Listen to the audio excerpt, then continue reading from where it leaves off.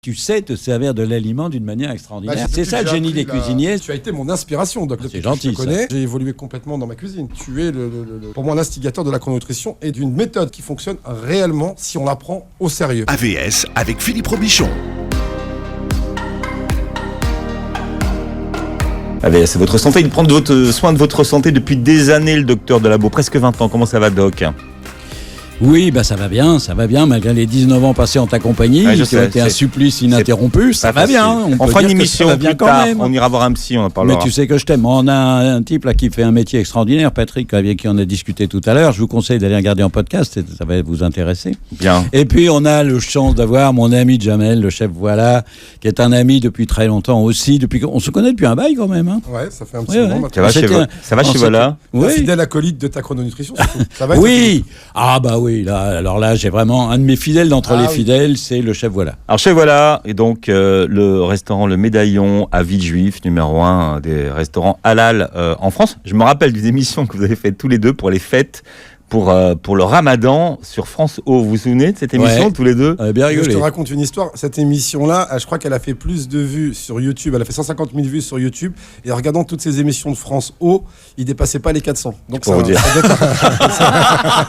Donc c'est qu'elle a dû marcher, ce que je me dis. Enfin, vous avez mis tellement le souk qu'ils ont... Bon, bref. Patrick Soulaille est avec nous. Bonjour Patrick.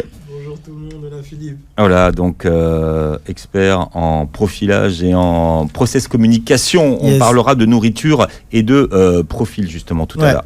On va parler de la chrono dans votre assiette. Ça fait des années que vous nous dites ce qu'on doit manger, mais beaucoup veulent savoir comment ça se traduit, docteur Delabaud, en termes de recettes le matin. On va commencer par le petit déjeuner, Jamel. Ouais. En fait, moi, on a plusieurs questions d'abord à poser sur la chrononutrition. Moi, que je connais bien et que je pratique maintenant depuis pas mal d'années, on a beaucoup d'auditeurs et beaucoup de personnes qui nous posent des questions. En fait, la chrono, c'est bien, mais c'est difficile. C'est bien, mais il faut cuisiner. C'est bien, et c'est aussi coûteux. C'est bien, mais il y a beaucoup de contrariétés. Alors, justement, ma question, c'est ce que j'explique, que non, c'est pas aussi difficile, parce qu'ils prennent en compte, je pense, souvent les recettes qu'il y a dans tes livres, mais c'est pas que tes recettes qu'on peut cuisiner, et bien heureusement, ce sont des exemples types de recettes. Donc, ma question est aujourd'hui, si moi, par exemple, lambda, c'est ce que je te disais plusieurs fois, en fait, par exemple, le matin, mon repas type, normalement, je peux manger une tartine de beurre, donc selon le poids, la taille, bien sûr, et l'activité, donc les quantités varient. Je peux manger, je peux boire toutes les boissons sans sucre, sans surtout aucun sucre. Donc c'est à cause de l'enzyme palvovienne, de la sécrétion qu'on fait justement d'enzyme palvovienne le matin, si je me souviens bien. Je peux manger des fruits secs, je peux manger de la charcuterie. Pas le matin. Pas le matin. Jamais de fruits le matin, jamais de sucré en même temps que le petit-déj. Amandes, impossible. Bon, il y a du sucre dans les amandes. Exact. Le repas du matin, c'est fromage, pain et beurre ou huile d'olive. D'accord. La base. D'accord. Et autour de la base, tu vas pouvoir faire un tas de choses. D'accord. Mais le pain, réinventer le pain, c'est pas du sucre, Doc ? C'est des sucres lents, pas de sucre rapide. Le sucre, alors, bonne question, Philippe, mais justement, la réponse est très simple, c'est que tu dois avoir des sucres lents qui vont être utilisés tout au long de la matinée, parce qu'ils vont se libérer tout doucement dans l'intestin. Si tu prends des sucres rapides, ils vont se libérer immédiatement et ils vont bloquer la métabolisation du fromage, c'est ce que j'expliquais dans l'émission précédente, et en bloquant le fromage, ils vont bloquer la fabrication normale des gras polyinsaturés qui serviront la nuit à fabriquer les parois des cellules. Justement, en parlant de pain, par exemple, est-ce qu'on est obligé de manger du pain et moi je ne peux pas remplacer par exemple une quiche le matin? Alors, quel est en mettant de la crème? Tu peux très bien mettre de la crème, tu peux très bien faire une quiche. L'essentiel, c'est que alors, dans les quantités que je donne à chaque personne, il y a la quantité de fromage, la quantité de pain. Mais la quantité de pain, c'est en poids, ça peut être toutes les pâtes que tu veux pourvu qu'il n'y ait pas de sucre dedans. Ça peut être une pâte brisée, s'il n'y a pas de sucre, ça peut être une pâte feuilletée, c'est ce qu'il y a de mieux, c'est ce qu'il y a de plus pratique, qui ne contient jamais de sucre, bien entendu. Et ça peut être, tu peux rajouter des charcuteries, tu peux rajouter comment dirais-je, de la viande, tu peux rajouter tout ce que tu veux, pourvu que tu aies ta part de fromage. Le reste, c'est du plus. Oui, mais on parle bien de fromage au lait cru, Doc. On parle bien de fromage au lait cru, parce que si j'utilise du fromage, est-ce que j'ai le droit d'utiliser du fromage râpé? Alors, voilà, non. Voilà, je sais ça. C'est pour ça que je pose la question. Attends, parce que c'est ce que nos... Du fromage. Quand je dis fromage, ça n'est pas du fromage contenant encore du lactose ou des facteurs de croissance. Donc, ça peut pas être du fromage frais, ça peut pas être comment dirais-je, ça peut pas être des petits Suisses, ça peut pas être des yaourts. Mais sur le fromage râpé, par exemple, docteur Mais qu'il soit râpé, on s'en fout. C'est du fromage. Il ne faut pas confondre la composition chimique du fromage et la présentation du fromage. Que tu prennes du râpé, du machin, de l'emmental, du gruyère. Alors, ça peut être, rassure-toi, et c'est pour ça que, justement, je vais rebondir sur ce que tu disais tout à l'heure, incidemment, sur le prix de la chrononutrition. Ça peut être du camembert à 6 €. Ça peut être du brie à 5 €. Ça peut être des fromages à très bas prix. Ça peut être des fromages...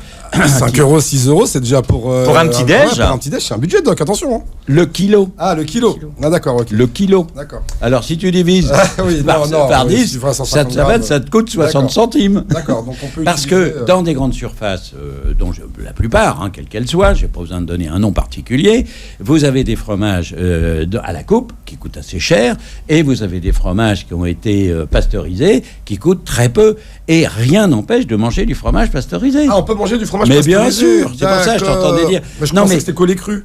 Mais non, ça c'est dans ta cuisine à toi, parce que tu fais une cuisine de très très grande qualité, tu es réputé pour ça. Il est évident que si tu t'amuses à manger, à mettre du fromage pasteurisé sur ton plateau, non, mais je pensais tes clients vont faire la gueule. De l'apport en calcium. En réalité, je pensais que l'apport en calcium au niveau du lait cru, il m'avait semblé que tu nous avais dit, ou j'avais même lu, non, pas dans un des livres, pas du tout, qu'on devait privilégier les fromages au lait cru. Non, non, manger du fromage pasteurisé. Oh, ben bien sûr. Parce que les gens n'aiment pas trop le fromage qui pure, parce qu'en général le cru ça sent pas forcément. Moi j'adore. Alors, moi j'adore. Les esthètes que tu es et que nous sommes et que je suis. Moi si ça peut pas, je mange pas. Mais bon après. Non, pas... moi un minster que j'ai laissé sur ma table depuis la veille et qui c'est de la crème qui s'éparpille partout. C'est vrai que trop de glamour. En Bourgogne, s'il n'y a pas les verres dans le fromage, on ne mange pas. C'est vrai, le Munster. Non, mais c'est vrai. Alors, protéines. Là, quand même. Alors, le Munster très fait, oui, mais sans les verres, si ça ne te dérange pas, parce que ça, franchement, je pourrais le faire, mais je l'ai fait sur un pari une fois, mais je l'ai fait pour gagner mon pari. Voilà, un des moyens de manger du fromage, c'est de le faire chauffer, pour les gens qui n'aiment pas le fromage. Par exemple... En tartine. Si on fait un croque-monsieur. Mais là, le pain de mie... On met pas du pain de mie, on met du pain.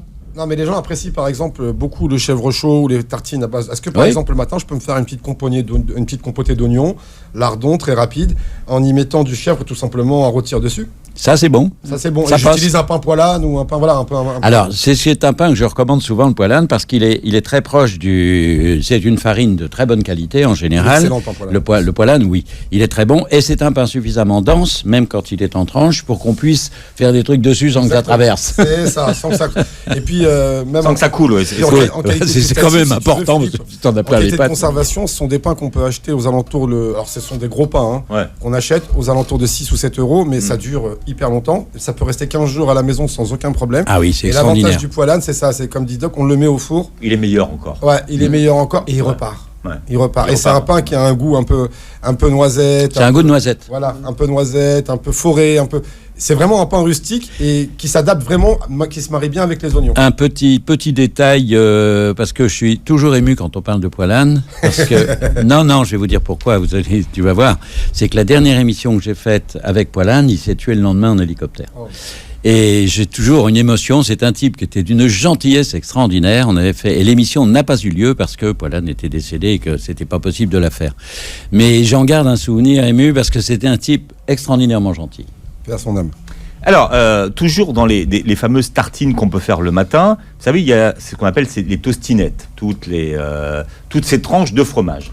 Est-ce que vous conseilleriez, vous, Doc, de faire des tartines chaudes avec ces tranches de fromage? Ça peut être, vous savez, les fromages à hamburger, là, comment on appelle ça? Voilà, j'y arrivais justement. Est-ce que tous ces fromages, qui ne sont pas des fromages déjà, il ne faut pas les appeler fromages parce que là, on manque de respect à la gastronomie française.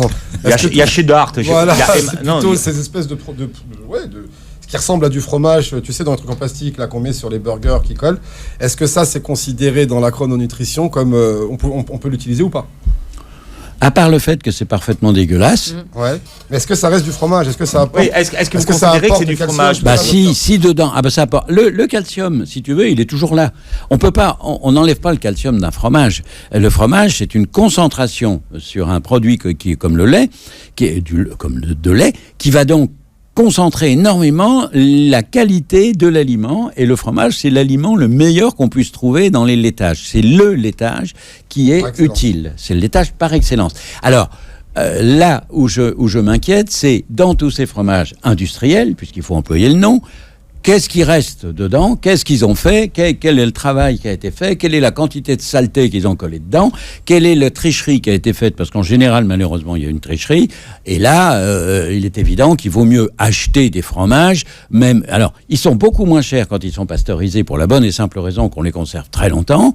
Mais ils restent parfaitement utilisables, si tu veux. Ça m'arrive de manger. Moi, j'adore le rustique, qui est un fromage vraiment à 6 balles. C'est le cas de le dire. Ouais. Il est à 6 balles. Mais j'adore ça parce que il est fait correctement. J'ai regardé la composition, il n'y a rien d'anormal dedans. Simplement, c'est un fromage industriel. Et bon, sauf mais docteur, dans les fromages hamburgers, je crois qu'il y a tout sauf du fromage. Voilà. La composition, c'est le problème. Voilà. Donc, ce qu'il faut, c'est regarder. En principe, n'achetez jamais des fromages qui sont destinés à être utilisés en hamburger, en machin, en bazar. En général, ce sont des faux fromages. Et puis, quand ce sont des fromages, c'est franchement pas bon. Ouais, non, c'est clair. Mais on peut utiliser des tranches fines. Mais c'est pas bon non plus. Ah ben bien sûr. Au comté, par exemple, on les trouve dans les magasins à 2,50 € à peu près la barquette. Il y a une dizaine de tranches. Je pense que c'est à peu près du prix de Monsieur Tout le Monde. Et là, on peut les utiliser comme fromage. Et on a notre apport en calcium ou pas avec? Ah, mais l'apport en calcium est toujours le même. Okay. Ce qui est dramatique, c'est les produits chimiques qu'on y a rajoutés. C'est ça, le danger. Le danger, il n'est pas dans la quantité de calcium. Est-ce qu'on a la quantité? Parce que, par exemple, si on fait un croque-monsieur, il faut quand même en mettre vachement de fromage pour avoir la quantité de fromage que vous recommandez, docteur Delacour. Ça doit faire à peine 10 grammes, le truc, même pas. Alors, il faut savoir que certains fromages sont très, très denses.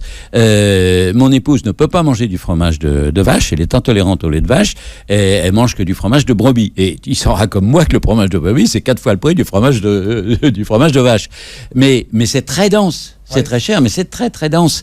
Et elle peut très bien mettre ses 100 grammes de fromage, elle les met sur une tartine, ça va largement dessus. Par contre, pour mettre 100 grammes ça va largement sur une petite tartine. Parce que comme en plus, en bonne épouse de médecin, elle est intolérante au gluten, c'est le top du top. Elle a tous les bonheurs. Elle mange ça sur du pain sans gluten. Donc, c'est vraiment... Et à son grand désespoir, parce que là, elle adore le pain. Alors ça, c'est vraiment une punition pour elle. Tout le monde adore le pain. Mais bien sûr. Dans la communauté maghrébine, je crois que c'est, comme je dis toujours, en France, quand on prend une baguette pour 3, chez les Maghrébins, c'est 3 baguettes pour 1. Façon de parler. Donc avec ce pain, si je dépasse les quantités que tu donnes le matin, en y enlevant, par exemple, beaucoup de gens me disent oui, mais si j'enlève la mie, chef, du pain, est-ce que ça déjà ça change si t'enlèves toute la mie du pain, ça change énormément. Alors, t'as le meilleur du pain quand on enlève la mie. Donc ça, je peux augmenter la quantité, ou alors juste j'enlève la mie et je garde les quantités. Tu gardes le même poids en enlevant la mie, et puis c'est tout. Si tu fais 75 grammes, mettons quelqu'un qui fait comme moi 1m75, 1m72, parce que moi c'est 80 grammes de pain. Alors 80 grammes, si tu enlèves la mie, tu vas voir que tu vas pouvoir avoir largement de quoi mettre. Ah bah t'enlèves la mie, il n'y a pas de problème. Mais voilà. Ma question aussi, par exemple, je dépasse à 100 grammes de pain, est-ce grave ou pas? Si je dépasse les quantités... C'est pas grave, c'est ennuyeux, tu vas te ramasser du ventre. Tôt ou tard, tu vas prendre du ventre. Donc il faut vraiment... Il faut que ce soit la quantité qui correspond à ton besoin personnel, naturel. Ça va dépendre aussi de l'énergie que tu vas dépenser. Si tu fais un exercice physique très important dans la matinée, si tu es un travailleur de force, tu peux augmenter tes sucres lents dans la mesure où ce sont les sucres lents, tu vas les utiliser tout de suite. Si tu galopes dans ta cuisine, que tu es partout, et Dieu sait que c'est fatigant le métier de chef cuisinier, les gens s'en rendent pas compte, c'est épuisant comme boulot. Je confirme. Ah bah oui, non mais ça, si tu veux... Et en plus, le chef, il se fatigue déjà lui-même. T'imagines, il est sympa pour une fois. Non mais c'est vrai, je lui ai manqué. Il a pas dit que tu étais fatigant. Mais il le sait. Je vais revenir doucement, ça va venir, t'inquiète pas. Il le sait un petit peu de temps, t'inquiète pas. Est-ce que vous savez quel est le métier le plus fatigant qui demande le plus d'énergie au monde? Bâtiment. Bûcheron. Non. Bûcheron. Oui. Bravo. À bûcheron. 4500 calories par jour, un bûcheron. Eh ben voilà, vous avez votre régime. Et le métier des bûcherons le plus fatigant de tous, c'est en Lorraine. Pourquoi? Parce qu'en Lorraine, les bûcherons font du schlitage. Du schlitage. C'est quoi ça? Ils utilisent la schlitt. C'est un traîneau qui glisse sur des troncs d'arbres, sur des morceaux d'arbres, des bouts d'arbres qu'on a mis en échelle tout le long d'une pente. Et la Lorraine, c'est comme ça, hein, c'est pas comme la Normandie. D'accord. Et on schlitte le bois depuis le haut de la colline, c'est des basses montagnes, on le schlitte depuis le haut jusqu'en bas. Et le schlitteur, c'est un mec qui, en général, fait pas loin de 2 mètres, qui pèse 120 kilos, parce que derrière, il a 1 tonne de bois. Et les marches sont faites pour qu'il pose ses talons dessus d'un bout à l'autre. Mais il faut leur dire qu'on est en 2020. C'est un des métiers. Ils adorent ça. C'est un des métiers. Non, on peut pas y aller avec. On peut pas y aller avec des. C'est là où on peut pas aller avec des engins. Ah, t'es obligé d'y aller. Ah, mais tu peux pas y aller avec des engins, c'est pas possible. Et le gars, il a derrière lui, marche par marche, sur 800 mètres de descente, 1 tonne derrière son dos. Ouais, bon. Énorme. C'est le métier le plus dangereux du monde. Voilà, la chrono dans votre assiette. Alors, une journée type en recette avec le docteur Alain Delabou qui est avec nous, le chef Voilà qui est là, et Patrick Soulaï qui est avec nous également. Alors, on a vu le petit déjeuner. Pour terminer, docteur Delabou, pas de confiture, pas de miel, pas de jus d'orange, rien de sucré le matin. Ça, c'est interdit. C'est important. Et c'est pour ça que vous interdisez également les pains de mie et tous les pains qui ne sont pas des pains de boulanger. Exactement. Hein, les pains sous cellophane. Enfin, voilà. On n'en parle pas. Bon, bien. Le midi. J'ai autorisé le pain poêle. Hein. Attention, je reviens sur le matin, Philippe, parce que le matin, c'est quand même important. Et déjà, c'est le repas le plus important de la qu'on journée. précise et qu'on répète que dans la chrononutrition, le petit déjeuner, il est primordial. Je pense que ça, il faut toujours le répéter. C'est la base. Qu'on se lève à 9, 10 ou 11 heures, il faut prendre le petit déjeuner. C'est vraiment très, très important. Maintenant, ma question est, quand on est une famille, je vais prendre une famille type de 4 personnes, pour qu'on puisse comprendre, et que moi et mes enfants, je veux dire, voilà, je suis marié, j'ai des enfants qui ont entre 15 et 20 ans, et mon petit déjeuner type le matin. Si par exemple, quand je fais une quiche, quand je fais un feuilleté, je peux faire un feuilleté donc au fromage, à base de pâte feuilletée, quand je fais du pain perdu, sans le lait bien évidemment, du pain perdu, est-ce que par exemple, le beurre que tu as donné en quantité, est-ce que par exemple, je peux utiliser une béchamel avec ? Parce que là, en quantité de beurre que je dois manger le matin, c'est pas possible de faire une béchamel avec 10 grammes ou 12 grammes, si tu vois ce que je veux dire. Si, par exemple, je fais une béchamel, temps pour temps, farine, beurre, et sans lait, parce que moi, je fais de la béchamel sans lait. Le lait, on l'a banni il y a déjà Mathusalem, on n'en parle pas de ça. C'est un produit qu'on parle plus depuis longtemps, d'accord ? Mais on peut très bien le faire avec plein de choses, c'est-à-dire même avec de l'eau, ça fonctionne même très bien. Moi, personnellement, je le fais avec de l'eau et du citron, puisque j'aime bien la béchamel au citron. C'est très, très bon. Mais justement, j'y arrive. On n'a pas le droit le matin. Donc, est-ce que tu même peux en faire mélange... ta béchamel, mais Voilà. pas avec du citron. Voilà, sans citron. Ça veut dire que Le matin, même parce que- mélanger, c'est ce que j'allais dire, un fruit. J'y arrivais, par exemple, la poire avec le chèvre en feuilleté, c'est une tuerie, ça marche très bien. Alors, le matin, les gens, voilà, ça, c'est impossible.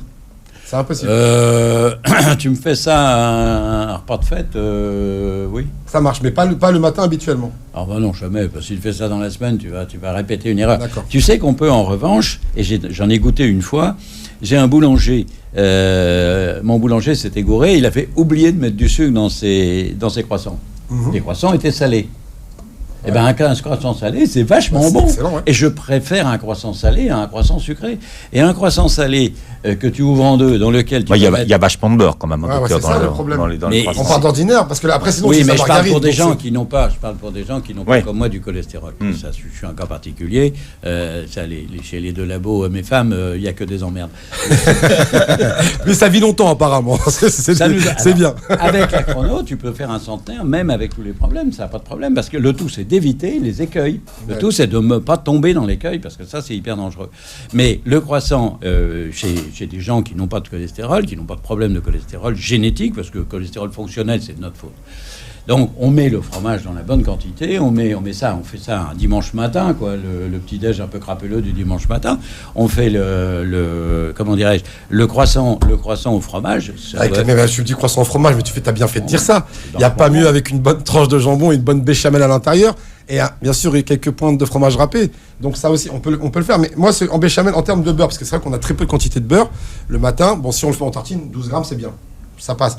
Mais je veux dire, quand c'est à cuisiner, alors est-ce que si mélanger, parce que admettons que je fasse une quiche et je mette 50 grammes de beurre, pour 4 personnes. Pour 4 personnes, même 100 grammes de beurre, pardon. Est-ce que... Mais on mange... 4 personnes, 100 grammes de beurre, ça en fait 25 grammes par personne. Hein. Ouais, mais voilà, 25. Non, mais on dit 4 personnes. On va faire une quiche pour 4. Est-ce que je suis obligé de manger? Est-ce que je peux couper? Comment je peux savoir quel est le bon taux de ma part de C'est quiche pas à difficile. prendre, à couper? Bah, c'est facile. T'as compris ce que je veux dire? J'ai bien compris. Tu calcules ta part de pâte, ta quantité de pâte. Ouais. Pour 4 personnes, en principe... Je vais te préciser, et facilement. C'est le plus important. Pour 4 personnes, si tu veux, si tu as le droit, si par exemple, tu mesures la moyenne de la famille, c'est 1m70, à peu près, enfin, on diminue, sachant que les enfants peuvent manger beaucoup plus que les adultes. D'accord. Donc, on s'en fout. Un gamin qui va manger autant que toi, ça n'a pas d'importance. Il va manger plus, mais on s'en fiche, il grandit. Comme il grandit, de toute manière, il va dépenser beaucoup plus, il aura besoin de plus d'énergie que toi. Donc, au prorata, si ton gamin, il mange énormément, c'est pas grave. Mais tu divises la quantité pour avoir chacun 25 grammes de pâte, et ben, tu en as 100 grammes pour faire ton fond de tarte, ça fait déjà pas mal. Si tu fais une quiche, tu rajoutes la croûte par-dessus, tu remets encore 100 grammes, ça fait 50 grammes, c'est la quantité moyenne pour quelqu'un qui mange 100 grammes de fromage. D'accord. Docteur Delabeau, on l'a vu l'été. C'est très technique, mais ça, tu peux très facilement le faire. Docteur Delabeau, les gens qui mangent chrono l'été ont des difficultés parce que c'est là où ils se relâchent, parce que l'été, c'est le moment où on mange les fameuses salades. Et dans les salades, alors là, c'est la fête. Comment est-ce qu'on fait une salade chrono si on veut respecter le principe de la chrononutrition? Je vais vous surprendre, mais si vous prenez 230 recettes pour mincir, ou pour maigrir, je sais plus, ou pour mincir, c'est que le premier bouquin qui est rédigé mon épouse, puisque c'est elle qui fait toutes les recettes, il y a 10 recettes de salade à emporter en voyage, ou à emporter quand on fait du trekking ou n'importe quoi. Et c'est une demande qui m'avait été faite par une patiente. Je crois que c'est dans le premier, dans les 230. Si c'est pas dans les 230, c'est dans les 220. Si c'est pas dans les 220, c'est dans les 210. Et si c'est pas dans le livre des 210, c'est dans le livre des 200. Et si vous le trouvez nulle part, vous avez quand même encore 130 recettes que vous trouverez dans la chrononutrition du Ramadan. On va plutôt te poser la question autrement. Quels sont les 5 aliments nutritifs essentiels pour composer une salade le midi et une salade le soir? Parce que les Français raffolent de salade. L'essentiel, c'est que le midi, tu aies la quantité de viande suffisante, nécessaire et suffisante, quelle que soit la viande, blanche, rouge, n'importe quoi, on s'en fiche. Pas de fruits de mer le midi? Ah non. Pour quelle raison? Non, alors j'ai dit non. J'ai dit non. Les crevettes, tu peux rajouter tes fruits de mer, mais c'est pour l'ornement, c'est pour le plaisir. Tu vas pas prendre des fruits de mer le midi pour te nourrir. D'accord. Sinon, à 2h de l'après-midi, tu vas crever de faim. Hein, tu vas manger n'importe quoi. D'accord. Donc, il faut savoir que les aliments du soir sont des aliments qui nourrissent peu et pas longtemps. C'est exprès, c'est pour pouvoir ensuite dormir sans avoir de problème de sommeil. Donc, pour bien dormir, on peut manger autant de poissons ou de fruits de mer qu'on voudra le soir. Tu peux te taper 500 grammes de saumon, tu vas dormir une demi-heure après, tu dors comme un bébé. Parce que ça se digère immédiatement. C'est justement ça. Alors, pour le midi, racontez-nous un peu ce qu'on met dans la... Mais qu'est-ce qu'on met dans la salade? C'est la salade qui m'importe. Je laisse cours à son imagination. Il met d'abord toutes les viandes qu'il veut. Après, il va mettre la part de féculents nécessaire et suffisante. Alors, tu peux mettre aussi bien... de la légumineuse aussi. Les féculents, c'est des légumineuses. Tu mets des petits pois, des pois chiches, des pois cassés, tu mets des haricots blancs, des haricots rouges. Okay. Tout ça, c'est délicieux froid. Tu peux très bien mettre des pommes de terre à l'huile. Tu peux très bien mettre... moi, j'adore simplement la salade de lentilles, par exemple. De la salade de lentilles. Avec des petits lardons, par exemple, dedans, un petit peu d'oignon, un petit peu de persil. Tu vois, vraiment à l'ancienne. Je conseille les petits lardons de canard, parce que c'est les meilleurs. Tu sais que je suis un chaud partisan des lardons de canard. Justement, ça aussi, j'y viens. J'en parlais avec Philippe de ça, du canard. C'est une viande, tu as raison. Elle est par son excellence. Et moi, je l'ai étudiée, cette viande. Tu as raison, totalement à 100%. Mais est-ce que tu ça se démocratise? Te souviens-tu de la première fois où je t'ai parlé du canard? C'était à ton restaurant. Exactement. Il m'a regardé avec l'air de dire, mais il est fou le doc. Et vous lui avez dit que c'était une viande rouge. Oui, je lui ai dit que c'était une viande rouge. Je lui ai dit, je vois à tes yeux que tu n'es pas très convaincu. Essaie. Et il a essayé. J'ai essayé. Et d'ailleurs, aujourd'hui, je vais même te dire mieux, j'ai un propre abattage de canard. Donc, ça m'étonne pas. Pour te dire, parce que je fais de alors, ce qu'il faut que tu saches, c'est que à tous mes patients musulmans, je dis, si vous n'aimez pas le canard, allez donc voir Chef Voilà. Voilà. C'est ça, on est là pour ça. Mais voilà, le canard, il reste quand même assez... moi, je parle toujours de termes de budget. Ouais. Avec le confinement, en plus, là, on est... Oui. C'est une viande relativement chère. On voit actuellement, moi qui suis dans la société, tous les jours, je vois quand même le rabais au niveau des gens, même ceux qui ont de l'argent font hyper attention. Donc, pour ceux qui n'ont pas forcément les moyens et qui veulent suivre ta chrononutrition, parce qu'ils sont énormes à te suivre, et tu le sais, ils sont vraiment énormes à te suivre. Bon, ils n'ont pas les retours parce qu'ils ne sont pas forcément sur YouTube ou quoi, mais nous, on nous pose des questions énormément. J'ai beaucoup de retours sur ça. Moi, j'adore... les recettes du doc, il n'y a aucun problème. J'adore ces livres, il n'y a aucun problème. Simplement, en termes de budget, je ne peux pas forcément tout le temps acheter des bonnes viandes. Donc, qu'est-ce que je peux faire pour remplacer, rester dans ma chrono et remplacer le canard ou même d'autres viandes par des produits qui seraient un peu moins chers. Ou le porc, parce qu'il y a beaucoup de recettes à base. Aussi, bien parce sûr. que c'est une question qui revient souvent. Bien sûr. Ouais. Alors, bon, le porc, c'est facile à remplacer. Il suffit de prendre une autre viande blanche et puis c'est tout, puisque le porc, c'est devenu une viande blanche. Mais c'est pas gênant. Mais le veau, c'est cher. C'est plus cher que le porc. Quand même. Alors, oui, le veau est très cher. Largement. Mais la dinde, la volaille, toutes les volailles, ils sont, à part le canard, ils sont pas chers du tout. Hein. C'est vraiment pas cher. Je sais que le veau, c'est quand même hors de prix.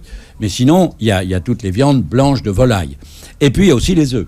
Si vous n'avez pas de cholestérol, rien ne vous empêche de manger des œufs le midi, mais n'en mangez pas tous les midis, par contre. Parce que si vous en mangez tous les midis, vous risquez de faire monter progressivement votre cholestérol. Et ça, on ne peut pas le savoir au départ. Dans la chrono, par exemple, une des grandes stars de l'été, que ce soit la tomate mozzarella ou la salade de tomate feta, c'est pas la bonne idée. Mais non, parce que ce ne sont pas des bons fromages. Ce sont des fromages qui sont plus ennuyeux qu'utiles, si tu veux. Il faut donc enlever les fromages frais et les fromages blancs. Ça, je suis désolé, mais... Donc feta, mozzarella... Tout ça... Après, c'est pas des fromages que j'affectionne particulièrement, moi. Oui, mais c'est les stars de l'été. Tu sais que l'été, ce matin, aujourd'hui... Non, la burrata, je te signale que une salade complexe en composition de fromage, il faut mettre plusieurs fromages. Tu mets un petit peu de Roquefort ou autre fromage bleu. Roquefort, tu mets un petit peu de bleu. Tu peux mettre du chèvre, c'est très bon. Voilà, on fait un mélange de fromages. Il faut mettre. Ce matin, j'ai fait un petit déj à l'hôtel. Il y avait il y avait des fromages de vache, des fromages de brebis, des fromages de chèvre, et je me suis fait un melting pot. J'ai pris mon temps pour me faire plaisir, si tu veux. On peut faire des petits déjeuners. La feta, par exemple, la feta, j'aime pas particulièrement, mais je trouve que ce qui est pas mal pour remplacer la feta, c'est le chèvre cendré, les petits chèvres comme ça, à 2,50 €, 3 €. On a un bon truc, et en fait, on les coupe. C'est neutre en goût, ça a plus de goût que la feta, parce que la feta, franchement, ça n'a pas de goût. C'est beaucoup de sel. C'est beaucoup de sel. Oui, ça, c'est embêtant. Non, mais il faut le savoir. Hein, voilà, mais ma question, elle est parce que pour donner du goût. Regarde, docteur, je rebondis sur ce que tu dis, puisqu'on doit manger du fromage que le matin, puisque pour éliminer réellement. Donc, je peux pas en mettre dans ma salade du midi, ou je peux en mettre dans ma salade de midi?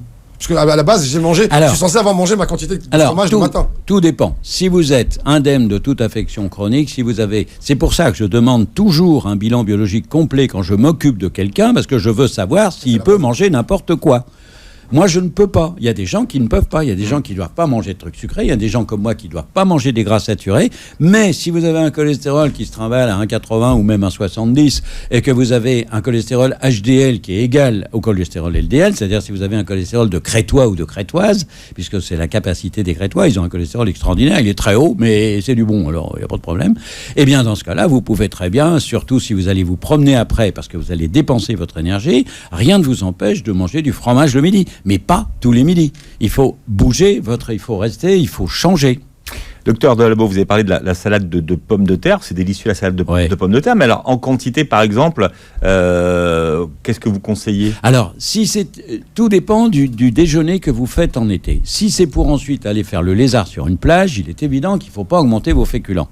Si, en revanche, vous allez crapahuter pendant 3 heures, vous allez avoir un sac à dos, par exemple, ou que vous allez avoir le tout petit qu'il va falloir que vous preniez sur vous, là, vous pouvez augmenter vos sucres lents, puisque c'est là que vous allez les dépenser pendant l'énergie que vous allez dépenser pendant la marche, pendant ce que vous allez faire comme effort. Ou aller nager, ou aller faire du bateau. Je vous préviens, faire du bateau, des petits bateaux de plage ou autre, c'est vecteur d'appétit, parce que l'air de la mer, quand ça souffle, ça même creuse. En Méditerranée, ça y va. Vous rentrez, vous avez une faim, mais alors extraordinaire. Tu vas à la montagne, mais quand l'air est bon, t'as faim. Et à la montagne, c'est pareil. Quand l'air est bon, t'as souvent beaucoup plus faim que quand l'air n'est pas bon. Je sais pas si ça a un rapport avec... ça doit avoir particulièrement sur l'Atlantique ou sur la Manche, où c'est très iodé, on le sent. Et pour ceux qui font des barbecues, donc, parce que l'été, c'est vraiment la période des barbecues. Ça, c'est archi simple, le barbecue. La différence... Ouais, mais attends, il y a des chips. Dans le barbecue, il y a les petites salades, il y a les chips. Mais avant d'aller au barbecue, excuse-moi, juste sur les pâtes, on est resté sur les pâtes. C'est très important de le préciser aux éditeurs, aux auditrices, parce qu'on a souvent tendance à l'oublier. Attention à la surcuisson des pâtes qui deviennent de sucre lent à sucre rapide. Si c'est trop cuit, il n'y a plus de liaison, justement, entre les protéines. et les sucres qu'il y a dans les pâtes. Donc faites attention à cette cuisson. Et ma question à la base, c'était aussi de dire, Doc, pour la pomme de terre, est-ce que c'est la même chose au niveau de la cuisson ou pas? On peut la cuire parce que pomme de terre al dente, ça va être un peu compliqué. C'est pas bon. Hein. Ah, c'est franchement dégueulasse. C'est pas terrible, tu vois ce que je veux dire? Non, mais je connais. Hein, j'ai déjà bouffé une fois des pommes de terre al dente parce que la nana qui nous invitait avait pas su les faire cuire. Mais le pire du pire, c'est quand on nous a servi un plateau de fruits de mer crus. Ah ouais. Alors là, je peux te dire qu'on a tous germé. Authentique. Donc, il faut dire à sa décharge, elle est plus de ce monde, hélas, et je salue, parce que c'était une fille sympa. Elle était psychiatre. Alors évidemment, un psychiatre. On peut pas tout faire. Voilà. Faut choisir son camp. Alors, conseil d'amis, si vous allez chez un psychiatre, méfiez-vous, hein, parce que ça peut être catastrophique. Donc pour la pomme de terre al dente, Doc. Bah, c'est dégueulasse la pomme de terre. Non, mais je veux dire en termes parce que plus c'est cuit, les sucres lents sont moins longs. Oui, mais tu fais pas énormément cuire une pomme de terre. Il y a une cuisson qui est tout à fait normale.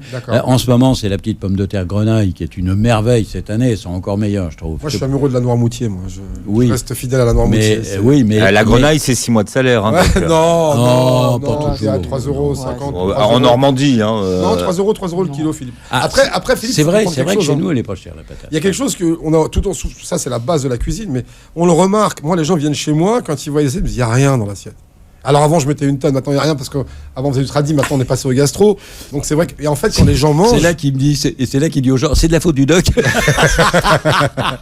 Non, mais en réalité, doc, quand les gens mangent, ils sont bien. À la fin, ils me disent voilà, je suis bien. Je suis pas trop plein. Je suis pas trop plein, mais j'ai pas faim, je suis bien. Et c'est justement parce que c'est ce que je dis, donc je rebondis dessus. Tu parlais du prix, Philippe, de la pomme de terre.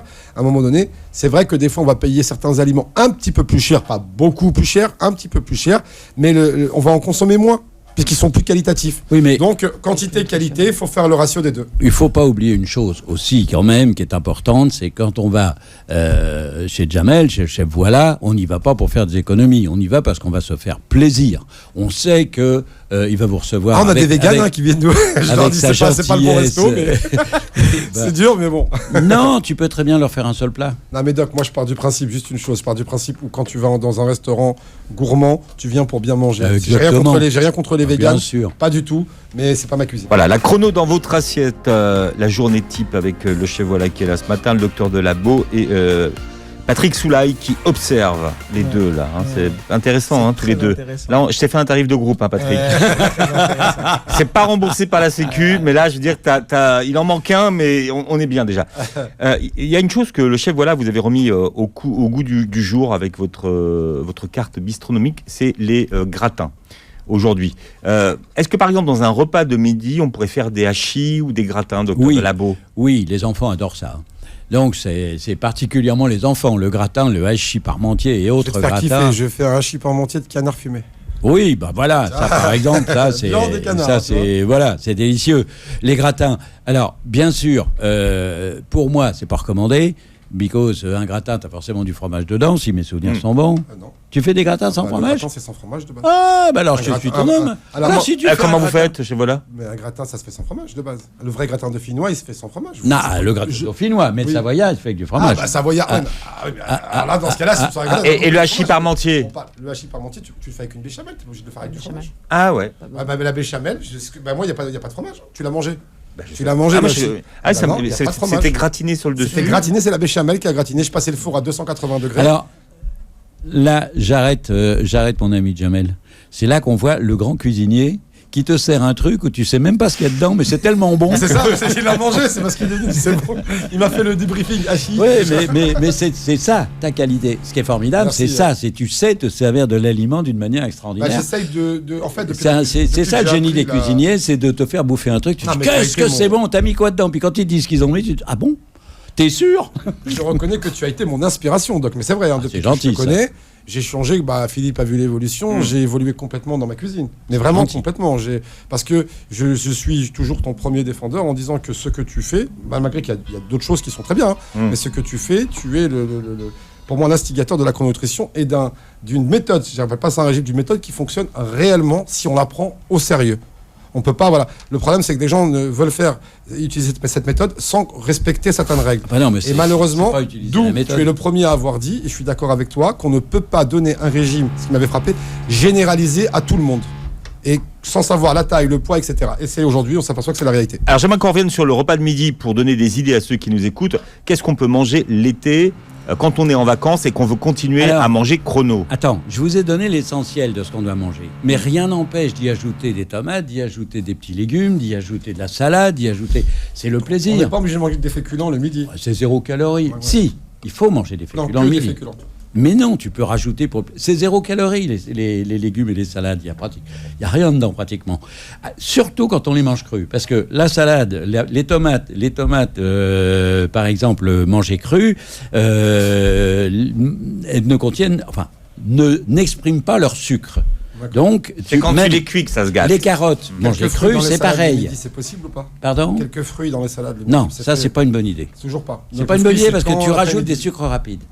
Mais tu peux rajouter des tomates, sachant que la tomate crue est beaucoup moins dangereuse. Les diabétiques ont droit. Oui, mais le sucre ne s'exprime pas dans la tomate crue, alors qu'il va s'exprimer dans la tomate cuite. Pour te donner un exemple, les diabétiques insulinodépendants, qui sont quand même diabétiques sévères, ont le droit de manger un peu de tomate crue ou un petit peu de carotte crue, un petit peu de betterave crue le midi, mais surtout pas cuites, parce que si elles sont cuites, leur taux de glycémie va grimper aux arbres après le repas. Donc rien n'empêche de rajouter un aliment qui est un aliment plaisir, mais qui n'est pas un aliment nourrissant. Tu as le nourrissant avec la viande, tu as le nourrissant avec les féculents, et puis tu as le plaisir, et c'est ça ton talent de chef, tu rajoutes tout ce que tu veux, qui va faire plaisir, mais qui ne risque pas D'abord, les gens ressortiront tout à fait légers, impeccables, parce que ce qu'ils auront mangé en plus, qui ne nourrit pas, ça laissera pas de traces. C'est vrai. Ce que je peux conseiller pour les salades, Philippe, midi, pour pas trop s'y tromper, on peut faire les salades à partir de n'importe quelle base. C'est-à-dire, on peut faire une salade à partir de base de pâtes, une salade à partir de base de quinoa, il n'y a pas de problème, de base de semoule. Oula, quinoa, il y a un gros mot. Base de semoule. On peut faire une salade à partir de quinoa, pourquoi? Parce que c'est pas un féculent. Oui, parce que c'est pas un féculent. C'est un herbacé. Je voulais dire. Donc c'est un herbacé. Un herbacé. Un herbacé, ouais. Ah, on va piéger le chef. Voilà, mais il va savoir. Le sarrasin, c'est quoi comme plante? La farine. Le sarrasin, c'est quoi comme plante? Alors, tu as le blé, c'est une céréale. Non, c'est un herbacé aussi, il me semble, non? Non. C'est quoi? C'est une graminée. T'es trop fort pour moi, Doc. Tu m'as suivi. T'es mon maître. Si tu me regardes, Philippe, je suis pas capable de savoir. Moi, je suis gras, mais je suis pas miné. Mais ça, c'est toi qui le dis. Ah ouais. C'est rien. Un graminé. Mais alors, ça sert à quoi de savoir que c'est un graminé, en fait, alors? La graminée, le sarrasin est une des rares graminées qu'on peut utiliser en cuisine, qui est délicieuse d'ailleurs, avec lequel on fait un pain qui est le pain de sarrasin. Alors, le pain de sarrasin, c'est excellent. C'est pour moi. D'ailleurs, petite dédicace aux musulmans pour ça, le prophète mangeait que de la farine de sarrasin. Il ne mangeait pas de pain blanc. Donc le sarrasin, aujourd'hui, ça a un goût, ça a du corps. Et apparemment, d'après ce que j'ai pu lire dans certaines études, au niveau de la digestion, la farine de sarrasin se digère beaucoup plus facilement que la farine blanche. Que la farine de blé. La farine de blé. Pourquoi? Parce qu'elle ne contient pas de gluten du tout. Voilà. Et le gluten, en fait... Et la farine complète se digère mieux que la farine blanche, en fait. Ça dépend. Ouais. Le fait qu'elle soit complète, veut dire qu'on ne l'a pas blutée, si tu veux, ou qu'on la peut bluter. Bluter, c'est le blutage, c'est pour enlever justement. C'est comme, je vais te dire, la farine blanche, elle est à la farine ce que le beurre, machin. À la margarine. Non. Hein? Non, à la margarine, moi. Ce que le beurre, comment j'ai dit tout à l'heure, clarifié est au beurre. Oui, à 99 ans, c'est difficile de le faire. Mais encore, vous arrivez à le dire. Je n'ai pas compris, docteur. Le beurre clarifié, quel rapport avec le petit lait du beurre et... Non, mais le beurre, si tu veux, la farine blutée est à la farine brute. La même chose. Le beurre clarifié. Elle a été bonne. On a débarrassé de... La différence, c'est que le beurre... Le beurre clarifié, il faut le faire fondre, tu laisses le petit lait remonter. Oui, et on laisse tout le petit lait. Le redescendre, pardon. On enlève le... Je travaille qu'avec le beurre clarifié, de toute façon. Ah bah, je m'en doute. Et la graisse de canard, donc. Oui, beurre clarifié. Mais sache que le beurre clarifié, chimiquement parlant, est exactement le même que le beurre. Hein. Simplement, il est bien meilleur. Mais alors, juste, pourquoi il fait justement quand je le fais cuire, contrairement au beurre, quand je mets une pointe de beurre, ça va noircir très vite. Le beurre clarifié va prendre beaucoup plus de temps à noircir. C'est pour ça qu'on l'utilise d'ailleurs. Parce que c'est très simple, bonne question. Tout simplement, le beurre clarifié ne contient plus les impuretés qui font noircir le beurre. D'accord, mais c'est toxique pareil. C'est pas toxique, si Si tu je le fais veux. trop cuire. Ça contient. Ah bah si tu le fais trop cuire, oui, de toute façon, ça va être toxique. Mais si tu veux, il est bien meilleur au goût, mais il a exactement les mêmes. Il est chimiquement exactement le même que le beurre. Il a simplement été débarrassé de toutes les impuretés. Tout comme quand tu fais une farine blanche, une farine bleutée, tu débarrasses la farine des impuretés. Mais l'ennui, c'est que si elle est trop bleutée, tu la modifies. Et là, c'est embêtant. Alors, repas important, c'est le goûter. On Oui. fait un goûter quoi qu'il arrive ou pas, docteur Delabeau? Non, on fait un goûter quand on a faim. D'accord. J'ai faim au milieu de journée ou en fin de journée, je goûte. Et le goûter, c'est un oléagineux et une partie sucrée, une partie fruit. Mais qu'est-ce que tu appelles sucré, Doc? Parce qu'on n'a pas la même définition Alors, du mot sucré. La partie oléagineux. Pain au chocolat, tout ça, t'oublies. Hein. Ah, totalement. Ouais, ça... Alors, c'est sucré. Bonne question Attends, du chef, à voilà. 4 heures, tu manges quoi, Philippe? Tu t'arrêtes devant une boulangerie, un gâteau? Ah bah moi, je mange pas de- Non, mais pour les gens qui goûtent, Ah oui. tu les vois, toi? Non, ils prennent pas un avocat ou Non, maintenant, tu sais, il y a la clémentine. compote, il y a la fameuse compote que tu Ouais. que tu Alors, aspires là. Le goûter, mieux que- le goûter, et ça va lui plaire parce qu'il y a quand même beaucoup de choses qu'il va pouvoir faire. Le goûter, c'est une partie oléagineux, donc des olives ou de l'avocat, ou une partie oléagineuse aussi dans les amandes, les noix, les noisettes, les noix de pécan, etc. Sachant qu'il faut éviter les noix du Brésil, les noix de macadamia. Dieu sait que c'est bon, mais pour moi c'est mortel parce que ça contient énormément de gras saturé. Donc dans mon cas, ces deux trucs-là, il ne faut pas que je les prenne. Hein. C'est vrai que les noix du Brésil, c'est très bon pour les poumons. Oui, c'est bon pour les poumons, mais c'est mauvais pour le cholestérol. Je peux te dire que j'en ai mangé une fois avant de faire un bilan. Ouais. Je me suis demandé pourquoi j'avais plus de Il a pas 3 grammes de toussé pendant 6 cholestérol. mois, mais après, Mais mon cholestérol avait grimpé aux arbres. est-ce que c'est bon pour la Je me Covid? suis demandé pourquoi, et je me suis dit, merde, qu'est-ce que j'ai bien pu faire? Et j'avais mangé Bon, des alors noix du Brésil. expliquez-nous, Doc, pourquoi vous associez le sucre avec un gras polyinsaturé là. Parce que si tu prends ce sont des sucres rapides qu'on prend au goûter. Au goûter, on va prendre un petit peu de miel, un peu de confiture, un peu de, on va prendre un fruit, ou on va prendre un jus de fruits, on peut prendre aussi, bien sûr, qu'est-ce Donc, que tu dis j'allais un jus de dire fruits, on peut prendre un jus de fruits et un jus de fruits. Non, ça c'est fait- où c'est juste. C'est où? Mais je peux pas prendre un avocat et un jus de fruits. Alors, parce que c'est un oléagineux, tu prends un oléagineux, c'est-à-dire un avocat ou des olives ou des graines et des fruits. Les fruits secs, ça n'est pas les graines. Les amandes, les noix, les noisettes, les noix de pécan, les arachides et j'en ai oublié les cajous, ça va. Ça contient aussi du sucre, mais on s'en fout. Ce qui compte dans ces graines, c'est le fait qu'elles contiennent des oléagineux, que ce sont des oléagineux. Parce que c'est l'oléagineux qui va être plus long à digérer, à être assimilé, et qui va permettre aux fruits de ne pas avoir son effet pervers d'hypoglycémie réflexe au bout d'une demi-heure ou d'une heure. Le problème que je vais avoir, c'est que comme toute personne qui va débuter la chrononutrition, je vais vouloir suivre. Si je suis quelqu'un qui a mangé du sucre, à un moment, mon corps, il va me demander ce sucre. Non. Au début, non, mais au départ, quand je démarre au départ, l'après-midi justement, je vais avoir ces manques parce que c'est une drogue le sucre, faut dire ce qui est.